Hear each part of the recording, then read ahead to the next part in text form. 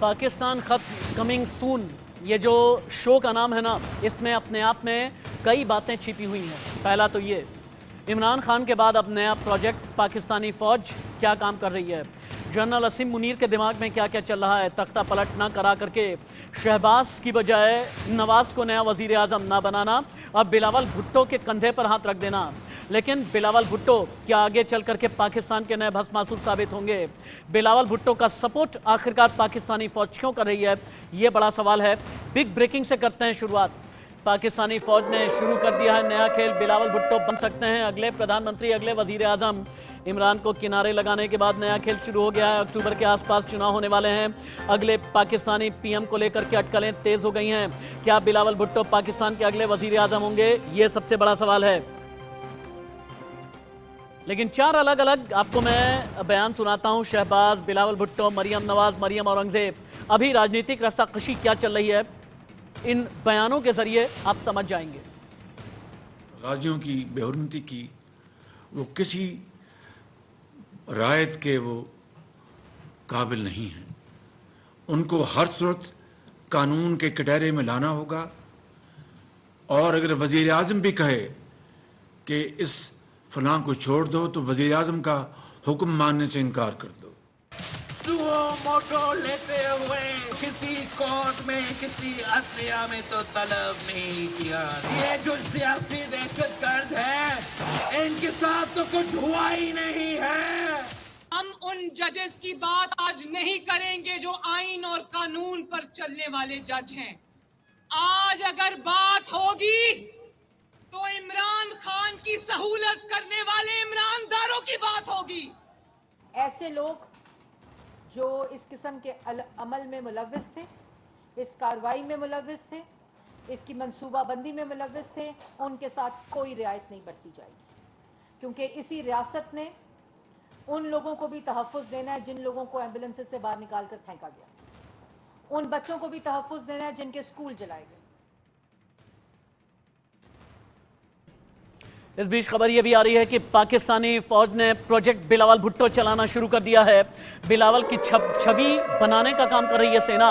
इमरान के हथियार से जीत की तैयारी में है बिलावल। इमरान की पार्टी के कई नेता बिलावल के साथ में हैं। नवाज शरीफ भी कर सकते हैं पलटवार की तैयारी, यानी बिलावल भुट्टो के कंधे पर सीधे तौर पर पाकिस्तानी सेना ने हाथ रख दिया है। यह इस वक्त की बिग ब्रेकिंग है, अभी की बड़ी खबर।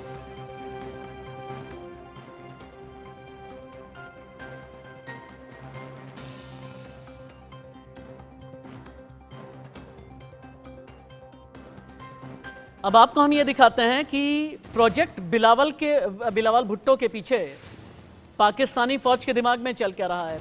इमरान खान ने गदर मचा दिया। पाकिस्तानी फौज को ये लगता है कि शहबाज संभाल नहीं पाए। पाकिस्तानी फौज को ये लगता है कि शहबाज को नवाज कठपुतली बना करके रखे हुए हैं, इसीलिए बिलावल भुट्टो को अगला वजीर आजम बना दिया जाए। अक्टूबर में चुनाव होने हैं, उससे पहले बिलावल भुट्टो को क्यों दी जा रही है मजबूती, ये तस्वीरें गवाही दे रही हैं। इमरान को 2018 में सत्ता नसीब हुई, सरकार बनाने लायक सीटें मिल गईं। पीएम की कुर्सी पर बैठते ही इमरान ने अपने संदेश में सपनों के पाकिस्तान का खाका दुनिया के सामने रखा था। इमरान ने कहा था, अल्लाह ने मुझे मौका दिया है कि मैं वो मैनिफेस्टो, वो नजरिया लागू करूं जो मैं 22 साल पहले लेकर निकला था। इमरान ने जीत के बाद भाषण में कहा था कि पाकिस्तान वो मुल्क बने जिसका सपना हमारे लीडर जिन्ना ने देखा था। इमरान ने 2018 के इस भाषण को जमहूरियत क्रांति का नाम दिया। इमरान ने वादा किया था कि सभी को विकास के लिए उन्नति के समान अवसर मुहैया कराए जाएंगे, दबाए गए लोगों को गरीबी से बाहर निकाला जाएगा, नीतियां ऐसी होंगी जिससे अमीरी गरीबी का भेद कम किया जा सके।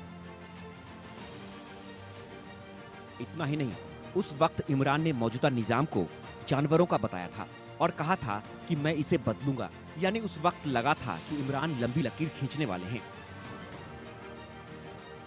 इमरान वादे तो बड़े बड़े कर रहे थे, लक्ष्यधार भाषण दे रहे थे, लेकिन पाकिस्तान के हालात खस्ता थे। सत्ता में आते ही उनका सामना पाकिस्तान की तल्ख सच्चाइयों से हुआ। युवाओं को इमरान से बड़ी उम्मीदें थी, लेकिन युवाओं के सपने पूरे करने के लिए पैसे नहीं थे। पाकिस्तान का खजाना खाली था।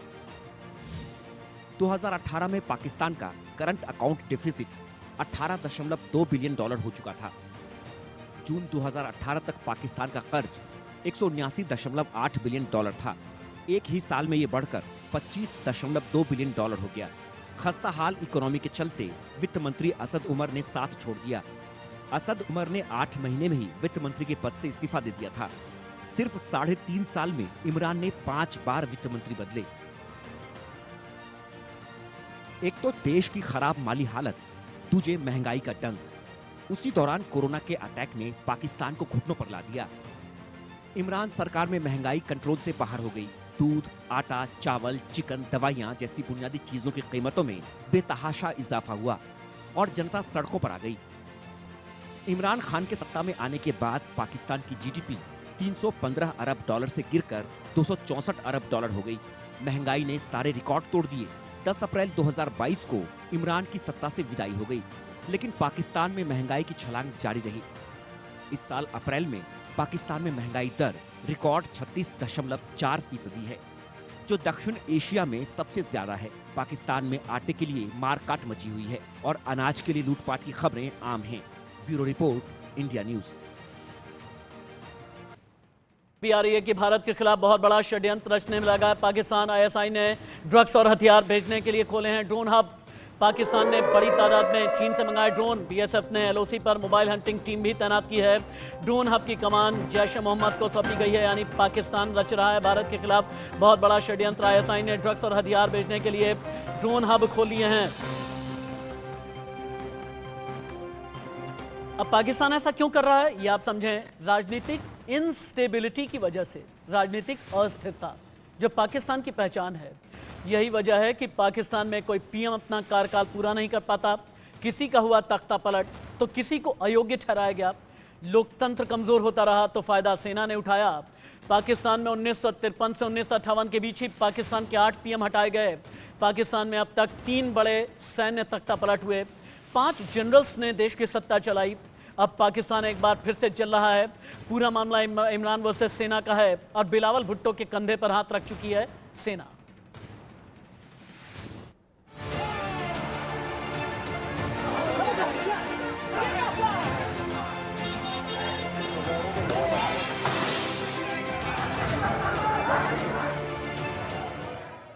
रावलपिंडी की आर्मी हेडक्वार्टर में तोड़फोड़। हमारे लोग पता नहीं क्यों नहीं समझे। लाहौर में गवर्नर हाउस और आर्मी कमांडर का घर जलाया। कई फौजी अफसरों के घर पर हमले। इमरान खान की गिरफ्तारी के बाद इमरान समर्थकों का गुस्सा सबसे ज्यादा सेना और उनके अफसरों पर ही फूट रहा है। बेकाबू समर्थक सीधे सेना को ही चुनौती दे रहे हैं। दरअसल इमरान खान को बेशक अल कादिर ट्रस्ट केस में गिरफ्तार किया गया है, लेकिन असल में लड़ाई सेना वर्सेस इमरान हो गई है। इमरान खान ने एक रैली में खुफिया एजेंसी आईएसआई की पॉलिटिकल विंग के चीफ फैसल नसीर पर अपनी हत्या की साजिश के आरोप लगाए थे। फौज को मजबूरन सामने आकर इन आरोपों को खारिज करना पड़ा था। मंगलवार को लाहौर से पेशी के लिए इस्लामाबाद रवाना होने से पहले भी इमरान ने यही आरोप दोहराए थे और उसके 4 घंटे बाद उन्हें गिरफ्तार कर दिया गया।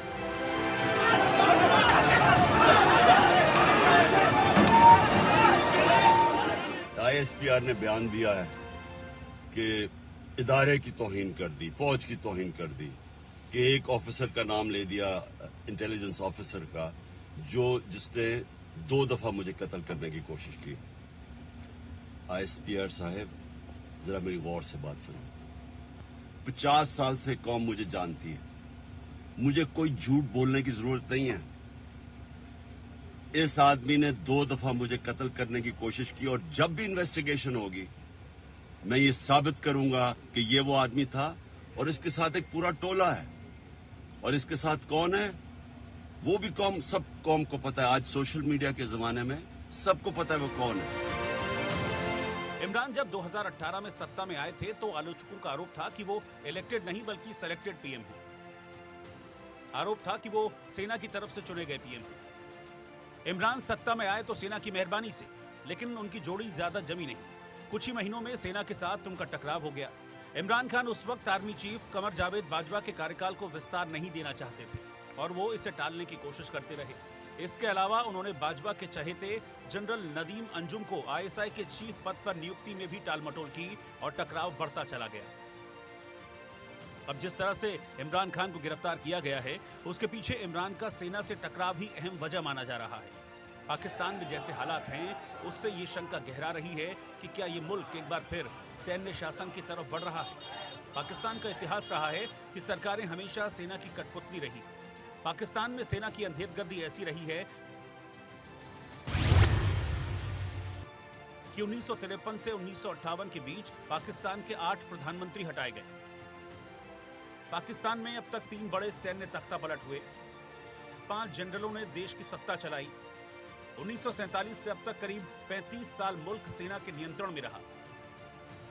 पाकिस्तान में 1956 से 1971, 1977 से 1988, 1999 से 2008 तक सैन्य शासन रहा है। जनरल अयूब खान, जनरल जियाउल हक ने सरकार गिराई। जनरल परवेज मुशर्रफ ने भी सरकार गिराकर सैन्य शासन किया था। इसके अलावा जब भी वहां चुनी हुई सरकार बनी, उसमें सेना का दखल और हस्तक्षेप देखने को मिला।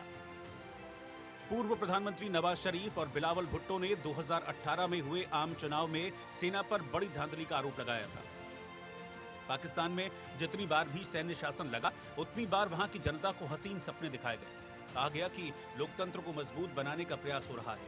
जल्द ही आम चुनाव कराने के सपने दिखाए गए, देश को आगे ले जाने की बातें कही गई, लेकिन हकीकत कुछ और ही रही।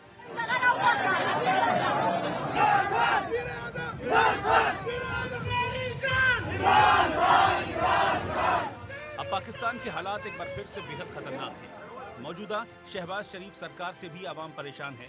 मुल्क आर्थिक दलदल में फंसा है और अब इमरान समर्थकों के गुस्से में पाकिस्तान जल रहा है। ऐसे में पाकिस्तान एक बार फिर सैन्य शासन की तरफ बढ़ता दिखाई दे रहा है। Bureau report, India news. लेकिन इस बीच यूएन यानी संयुक्त राष्ट्र ने भी नई चेतावनी जारी कर दी है और ये कहा है कि पाकिस्तान में बढ़ेगी भुखमरी। संयुक्त राष्ट्र की हंगर हॉटस्पॉट रिपोर्ट में ये खुलासा हुआ है। पाकिस्तान में मौजूदा खाद्य संकट गहरा सकता है। भारत की गेहूं डिप्लोमेसी से पाकिस्तान चित हो गया। पाकिस्तान में आटे के लिए हाहाकार मचा हुआ है और अभी पाकिस्तान में मौजूदा खाद्य संकट और भी ज्यादा गहरा जाएगा। एक तरफ पाकिस्तान सियासतदानों की ओछी सियासत से बर्बादी की कगार पर है, वहीं दूसरी तरफ महंगाई, बेरोजगारी और भुखमरी से लोग काफी परेशान हैं। आवाम को समझ में नहीं आता कि आखिर जाएं तो जाएं कहां।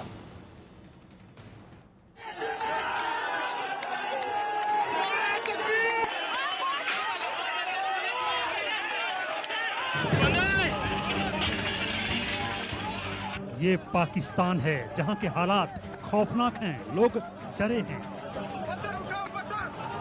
पीटीआई और सत्तासीन पीडीएम में घमासान चल रहा है।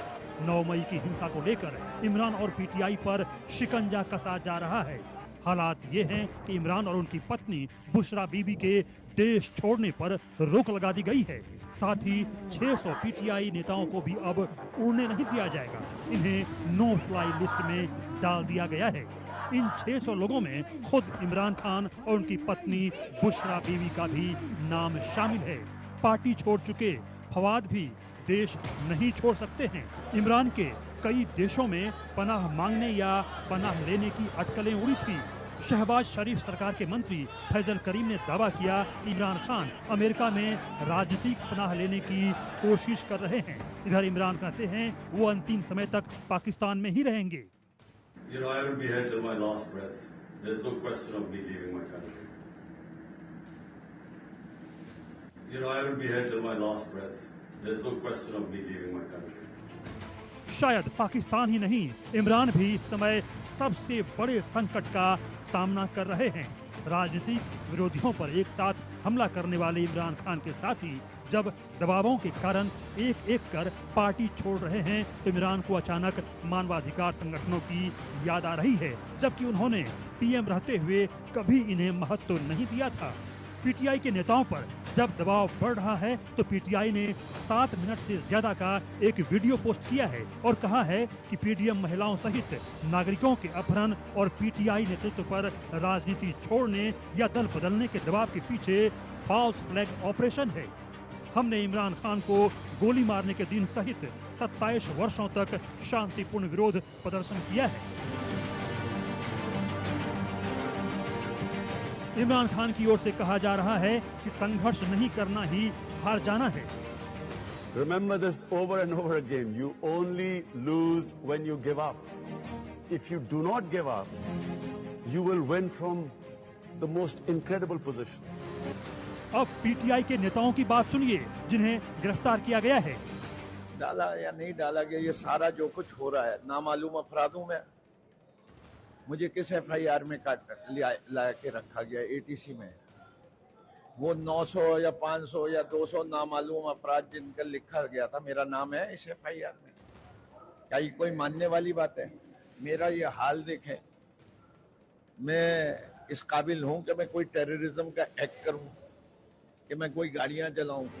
पीटीआई के ऑफिशियल ट्वीट से सीनेटर एजाज चौधरी को ट्वीट किया गया है जो इमरान का समर्थन करते दिख रहे हैं। ये वक्त है, ये वो फलसफे हुसैन करबल का मैदान सजने लगे। इंशाअल्लाह हम कानून और आईन के दायरे में हर एक कुर्बानी देने के लिए तैयार हैं। जान कुर्बान, जान कुर्बान, औलाद कुर्बान, माल कुर्बान, खान पे। पीटीआई की ओर से चुनाव की मांग है, उसे उम्मीद है पुरजोर जीत की। जरा इस ट्वीट को देखिए। पाकिस्तान में सेना के खिलाफ भी गुस्सा दिख रहा है। कहा जा रहा है कि पाकिस्तान के चौथे सेनाध्यक्ष जनरल जंजुआ की पोती खदीजा शाह के साथ आतंकियों की तरह व्यवहार किया जा रहा है। खदीजा शाह जंजीरों में जकड़ी हुई हैं, चेहरा ढका हुआ है। सवाल है पाकिस्तान में आखिर क्या होगा? गृहयुद्ध जैसे हालात बन गए हैं। मुख्य विपक्षी पार्टी पर सरकार लगातार हमलावर है। पाकिस्तान बर्बाद होता दिख रहा है। आर्थिक तंगी, महंगाई के कारण लोगों की स्थिति बेहद खराब है। पाकिस्तान में कानून व्यवस्था को लेकर भी सवाल खड़े हो रहे हैं। क्या हम आज़ाद हैं या गुलाम? क्या हमारा निज़ाम अदल पर मबनी है या जुल्म पर? क्या हमारा मुल्क का सियासी निज़ाम अमन व अमान को यकीनी बना रहा है या खौफ बांट रहा है? यह पाकिस्तानी भी अपने देश के हालात से काफी दुखी है। ये इंडियन फ्लैग ऑस्ट्रेलिया के शहर सिडनी में उनकी जो सबसे मशहूर जगह है हार्बर ब्रिज, उसके ऊपर ये उन्होंने बनाया हुआ है। और ये वो इंडिया का फ्लैग है जिसको हम अपने आप से कंपेयर करते हैं। ठीक है, और अपनी सिचुएशन देख लें और इंडिया को देख लें कहाँ पे है। फॉर गॉड सेक अपने लिए नहीं, मुल्क के लिए सोचें। दोनों parties, I am talking about both of the parties. ठीक है, कल ये ऑस्ट्रेलिया के प्राइम मिनिस्टर ने, आपको पता है क्या कहा मोदी को? उसने कहा मोदी यू आर बॉस। अब आप सोच लें आपके लिए क्या लफ्ज इस्तेमाल होते हैं। Bureau report, India news.